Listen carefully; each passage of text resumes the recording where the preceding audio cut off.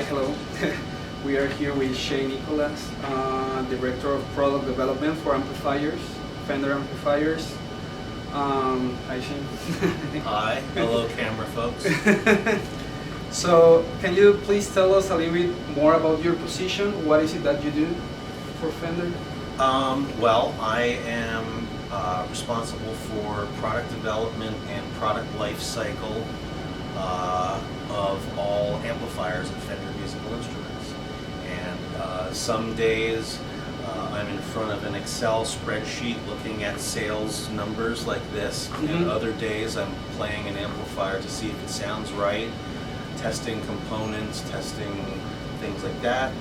Other times I'm at a trade show telling the world about these new products that we've released to the world. So it's a little bit different every day, but basically it's like I'm the Fender amp guy, and I'm in charge of making sure that these products are good and that they're selling properly. Cool. How long have you been working for Fender, and how is it that you ended up working in marketing? Well, I've been at Fender for about 19 years, and I'm a lifelong musician and worked in a music store and taught guitar lessons and fixed guitars and fixed amplifiers and did all kinds of things related to musical instruments. And so when I wanted to kind of grow up and work for a real company, I came to Fender, and I've always loved Fender. As far as marketing goes, at Fender, the marketing department includes some people who do pure marketing, i.e. advertising and websites and that kind of stuff. And I don't really do that stuff directly, but what I do have to do is make sure that if there's a catalog or an advertisement or a website, that it tells the truth about the product and that it explains the most important points about the product so that it can find the right customer. Okay. How is the marketing team structured? And how many resources are assigned to the marketing team?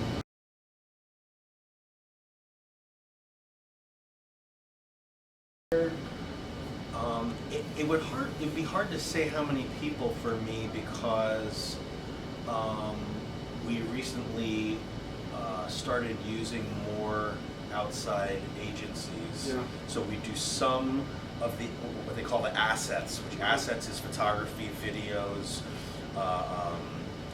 graphic layout, all that kind of stuff. Some of that stuff is done in-house in Scottsdale. Some of it is done in our office in Burbank, and some of it is outsourced to an outside video contractor, an outside photographer, and an outside ad agency. So it'd be really hard for me to put a number on it because it's different for every project. Okay. How do you plan ahead, for a new product, the cycle time, the life expectancy of the products, and how does the forecast work, when you send it over here to manufacturing? Okay. Well, as far as seeing the future,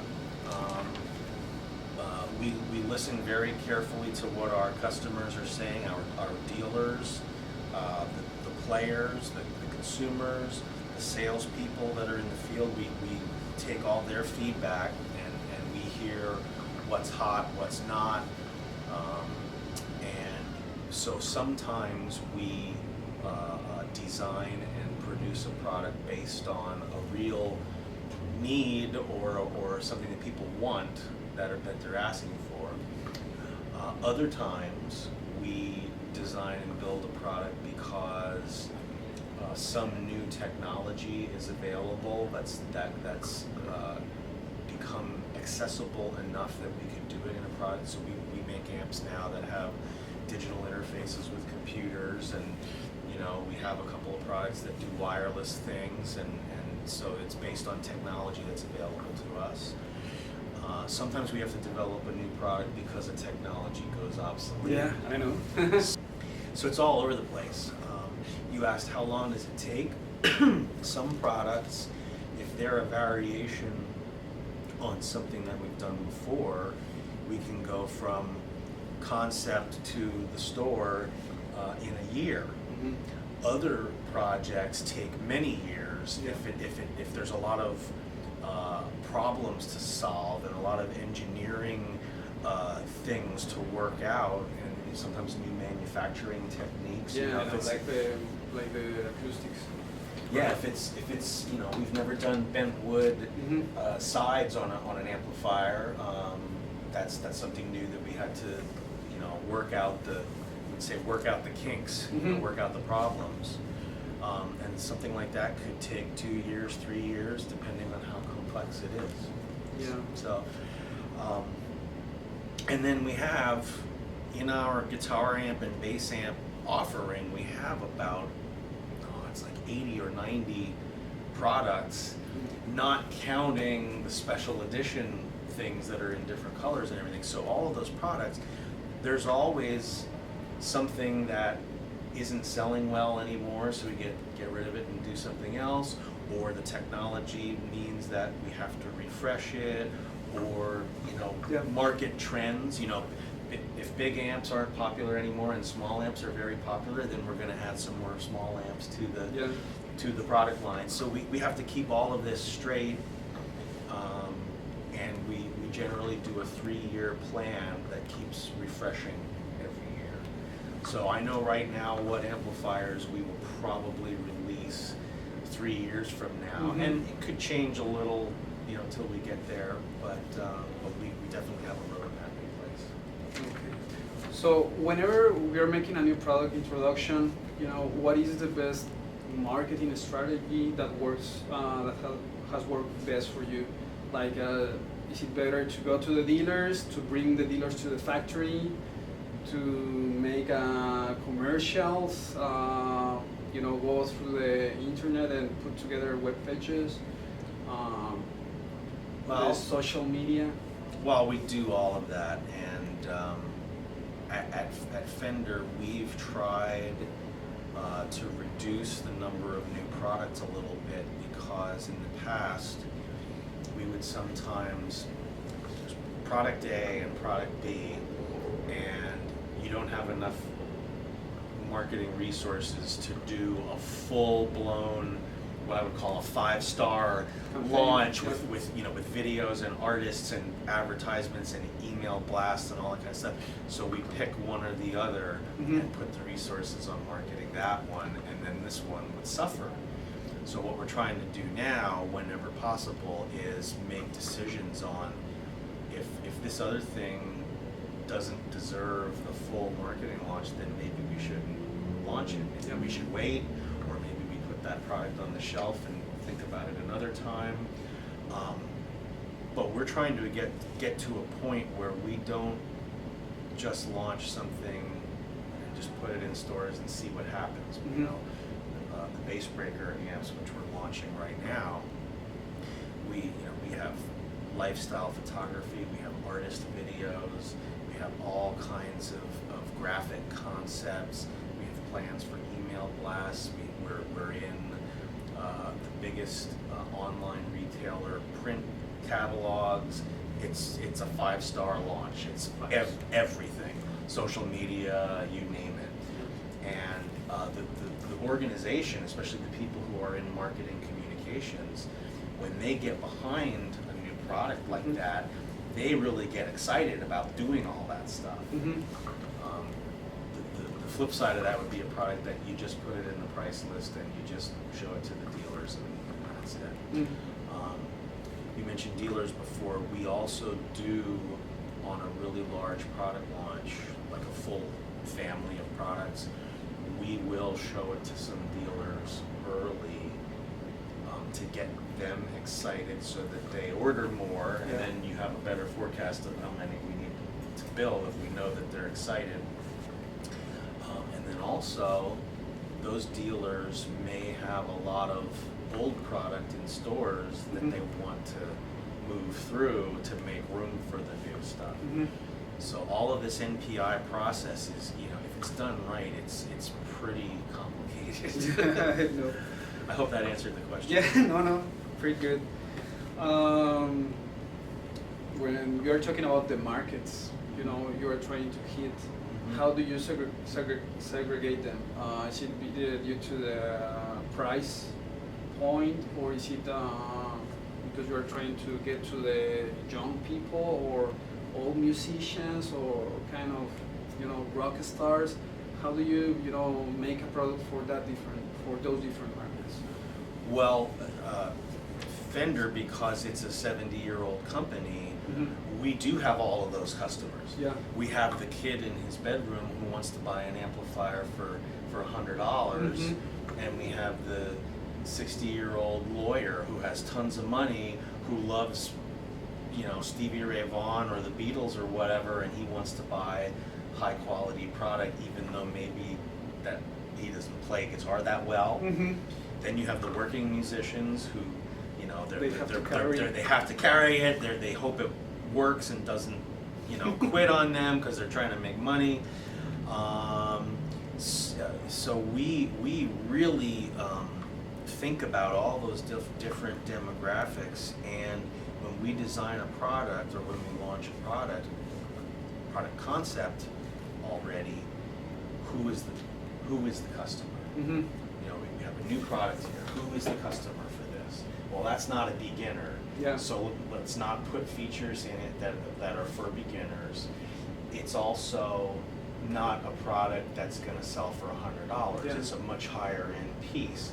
So we make our decisions on the feature set and on the components and all of that based on who is the customer.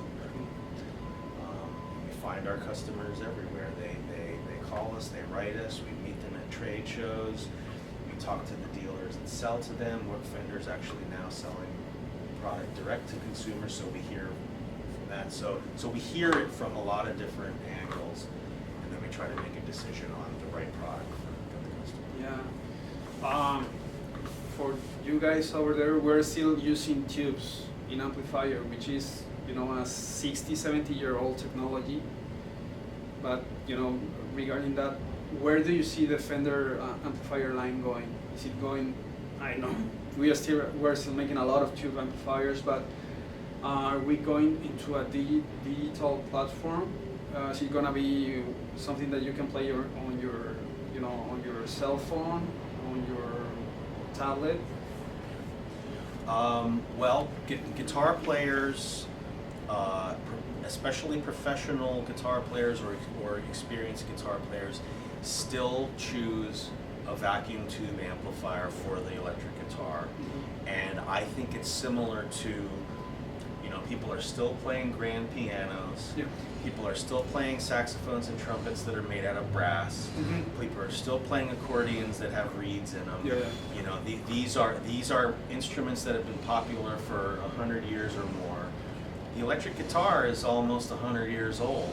Yeah. And the great music of the 20th century was made with a Fender guitar or the G brand, the other kind, plugged into a tube amplifier, and that's the complete sound of the electric guitar.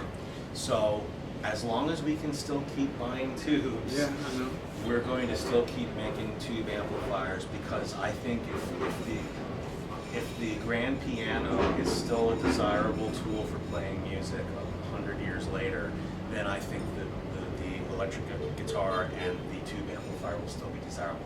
Now, having said that, technology has gotten to the point where that amplifier that's $100 or $200 sounds really good for a very cheap price, and it has a lot of built-in functions. You can play it with headphones, you can run your iTunes into it, you can hook it up to your computer and manipulate your effects and everything.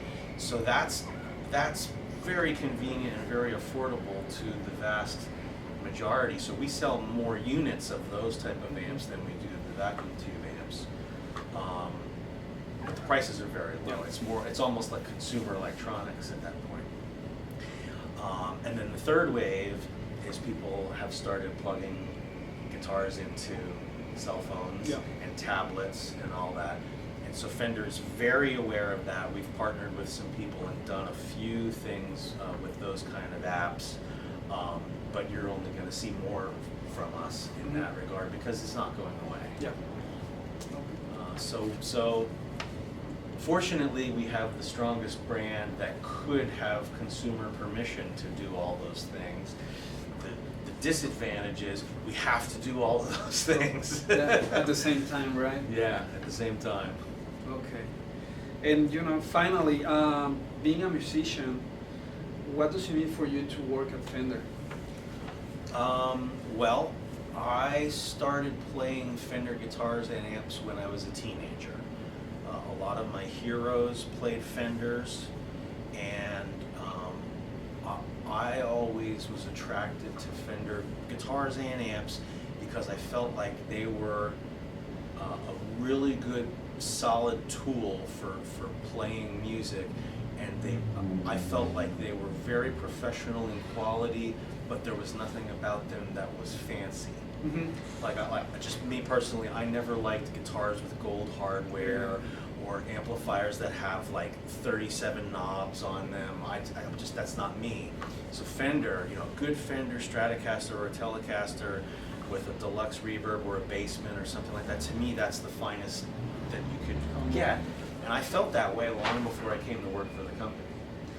So still today, you know, inside me there's still that player that, you know, I have that guitar and that amp that just, for me, it's like, you know, if you get used to driving a four-wheel drive, you never want to drive anything else.